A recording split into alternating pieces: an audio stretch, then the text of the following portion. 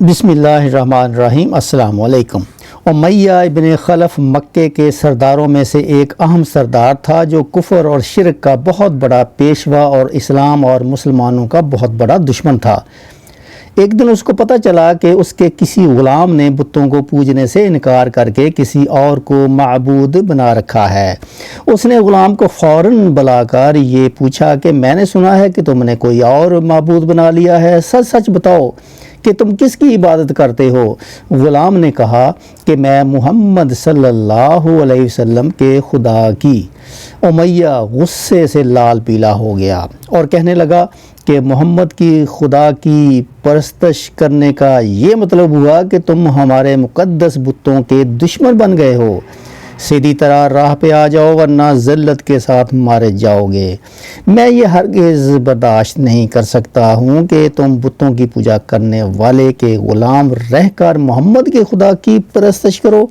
وہ غلام جو توحید کا سچے دل سے شیدائی ہو چکا تھا، اس نے بے دھڑک امیہ کو جواب دیا کہ میرے جسم پر تو تمہارا زور چل سکتا ہے، لیکن میں اپنا دل اور اپنی جان محمد صلی اللہ علیہ وسلم اور اس کے خدا کے پاس رکھ چکا ہوں۔ اب اللہ کی عبادت ہی میری زندگی کا مقصد ہے اور تمہارے خود سے بنائے ہوئے بتوں کو پوجنا میرے بس کی بات نہیں ہے۔ یہ جواب سن کر امیہ بن خلف غیظ و غضب سے دیوانہ ہو گیا۔ ایک غلام نے اسے بے دھڑک جواب دے دیا تھا۔ اس نے کڑک کر کہا کہ اچھا تو پھر اپنی بے دینی کا مزہ چکھ، دیکھوں گا میں کہ محمد اور اس کا خدا تجھے کیسے بچاتے ہیں۔ امیہ کے تشدد شروع ہو گئے۔ مکہ کی زمین گرمی کے سبب بڑی مشہور تھی۔ وہ امیہ اپنے غلام کو دوپہر کی تپتی دھوپ میں زمین پر لٹا کر سینے پر بھاری پتھر رکھ دیتا تھا کہ وہ کروٹ نہ لے سکے۔ پھر کہتا تھا کہ محمد کے دین سے باز آ جاؤ، لیکن اس ظلم کے باوجود بھی اس غلام کے منہ سے سوائے عہد کہ کچھ نہیں نکلتا تھا۔ امیہ مزید غضبناک ہو کر اذیتیں مزید بڑھاتا جاتا۔ ایک مرتبہ تو امیہ نے ظلم کی انتہا کر دی۔ پورا ایک دن اور پوری ایک رات غلام کو بھوکا پیاسا رکھا اور تپتی ہوئی ریت پر لٹا کر اسے تڑپنے کا تماشا دیکھ رہا تھا۔ اس کی یہ کوشش بھی غلام کو حق سے نہ ہٹا سکی۔ آخر تھک ہار کر امیہ نے مکے کے بدماش لڑکوں کو بلایا اور ان سے کہا کہ اس غلام کو اتنی اذیتیں دو کہ یہ محمد اور اس کے خدا کا نام لینا بھول جائے۔ یہ لڑکے امیہ کی خوشی حاصل کرنے کے لیے اس بے بس غلام کو بری طرح مارتے پیٹتے تھے، جسم کے کپڑے اتروا کر لوہے کی چادریں پہنا کر تپتی دھوپ میں کھڑا کر دیتے تھے، لیکن غلام کی زبان سے عہد کے سوا کچھ نہیں نکلتا تھا۔ اسلام کی راہ میں یہ بے پناہ اذیتیں سہنے والے صحابی کوئی اور نہیں بلکہ حضرت بلال حبشی رضی اللہ تعالیٰ عنہ تھے۔ انہی ظلم و ستم کے دوران ایک دن حضرت ابو بکر صدیق رضی اللہ تعالیٰ عنہ کا ادھر سے گزر ہوا۔ آپ رضی اللہ تعالیٰ عنہ نے امیہ سے فرمایا کہ اے امیہ، اس بے کس اور مظلوم پر اتنے ظلم و ستم نہ کر، اس نے تمہارا کیا بگاڑا ہے؟ وہ خدائے واحد کی عبادت کرتا ہے، اگر تو اس پر احسان کرے تو یہ احسان آخرت میں تیرے کام آئے گا۔ اس پر امیہ نے نہایت حقارت سے کہا کہ میں تمہاری اس خیالی آخرت کے دن کو نہیں مانتا، جو میرے دل میں آئے گا میں تو وہی کروں گا۔ صدیق اکبر اس جواب پر کافی افسردہ ہوئے، لیکن پھر بھی آپ رضی اللہ تعالیٰ عنہ نے اسے سمجھایا کہ اس مظلوم پر ظلم و ستم کے پہاڑ توڑنا تیری شان نہیں ہے۔ جس پر امیہ نے تنگ آ کر کہا کہ اگر تم اس کے اتنے ہمدرد ہو تو اسے خرید کیوں نہیں لیتے؟ حضرت ابو بکر صدیق جھٹ تیار ہو گئے اور فرمایا کہ بولو کیا دام لوگے؟ امیہ نے کہا کہ تمہارے پاس ایک غلام ہے جس کا نام فسطاس رومی ہے، وہ مجھے دے دے اور اس کو لے جا۔ حضرت ابو بکر صدیق رضی اللہ تعالیٰ عنہ فوراً ہی راضی ہو گئے، جبکہ امیہ کا خیال تھا کہ فسطاس ایک نہایت ہی کارآمد غلام ہے جس کی قیمت زیادہ ہے اور حضرت ابو بکر صدیق رضی اللہ تعالیٰ عنہ سے دینے سے انکار کر دیں گے، مگر آپ فوراً راضی ہو گئے تو امیہ کو سخت مایوسی ہوئی اور اس نے ساتھ ہی 40 کیا چاندی کی فرمائش بھی کر دی۔ اسے بھی حضرت ابوبکر صدیق رضی اللہ تعالیٰ عنہ نے بخوشی ادا کر دیا۔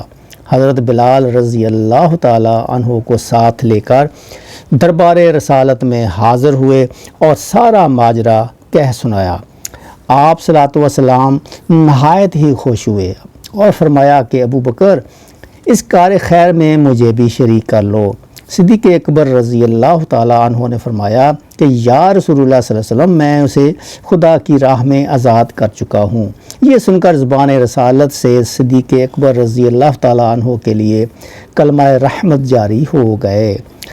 حضرت بلال رضی اللہ تعالیٰ عنہ نے اس غلامی میں 28 سال گزار دیے، لیکن آپ چونکہ نہایت ہی نیک اور پاکیزہ طبیعت کے تھے، لہٰذا جب حضرت صلی اللہ علیہ وسلم نے دعوت توحید دی تو آپ نے فوراً اسے قبول کر لیا۔ رہائی پانے کے بعد حضرت بلال ہمیشہ آپ صلی اللہ علیہ وسلم کی خدمت میں حاضر رہتے تھے اور دل و جان سے نبی پاک صلی اللہ علیہ وسلم کی خدمت بجا لاتے۔ آپ صلوات و سلام حضرت بلال کو کسی بھی چیز کا حکم دیتے تو آپ اپنی جان بھی لڑا دیتے۔ غزوہ بدر سے لے کر غزوہ تبوک تک تمام غزوات میں شامل رہے، لیکن حضرت بلال کی اسلام کے لیے سب سے بڑی خدمت اور ان کے لیے سب سے بڑی سعادت اسلام کا سب سے پہلا مؤذن ہونا ہے۔ ہجرت کے بعد جب مسجد نبوی صلی اللہ علیہ وسلم تعمیر ہوئی تو آپ صلوات و سلام نے آپ کو اذان دینے کی ذمہ داری دی۔ آپ کی آواز نہایت ہی دل نشین تھی اور اس میں ایک ایسی تاثیر تھی کہ اذان کی آواز سن کر لوگ سب کام چھوڑ چھاڑ کر مسجد کی طرف دوڑتے۔ 8 ہجری میں جب مکہ فتح ہوا تو کعبے کو بتوں سے پاک کرنے کے بعد آپ صلوات و سلام نے حضرت بلال سے فرمایا کہ اے بلال، کعبے کی چھت پر کھڑے ہو کر اذان دو، اور یہ مبارک سلسلہ حضور صلی اللہ علیہ وسلم کی حیات مبارکہ تک اسی محبت اور عقیدت کے ساتھ جاری رہا۔ لیکن 11 ہجری میں جب آپ صلی اللہ علیہ وسلم نے سفر آخرت اختیار کر لیا تو اس عاشق رسول صلی اللہ علیہ وسلم پر غم کا پہاڑ ٹوٹ پڑا اور مدینے میں رہنا اب آپ کے لیے دشوار ہو گیا۔ آپ کو ہر وقت پیارے نبی صلی اللہ علیہ وسلم کی یاد آتی رہتی تھی۔ آپ صلوات والسلام سے آپ نے سنا ہوا تھا کہ مومن کے لیے سب سے افضل عمل جہاد فی سبیل اللہ ہے، لہٰذا آپ رضی اللہ تعالیٰ عنہ خلیفہ اول حضرت ابو بکر صدیق کی خدمت میں حاضر ہوئے اور جہاد پر جانے کی اجازت طلب کی، لیکن حضرت ابو بکر صدیق رضی اللہ تعالیٰ عنہ نے آپ کو خدا کا واسطہ دے کر کہا کہ مجھے اس بڑھاپے میں تنہا چھوڑ کر مت جاؤ۔ تو حضرت بلال نے اس شرط پر ابو بکر صدیق رضی اللہ تعالیٰ عنہ کی بات مان لی کہ اب وہ رسول اللہ کے بعد کسی کے لیے اذان نہیں دیں گے۔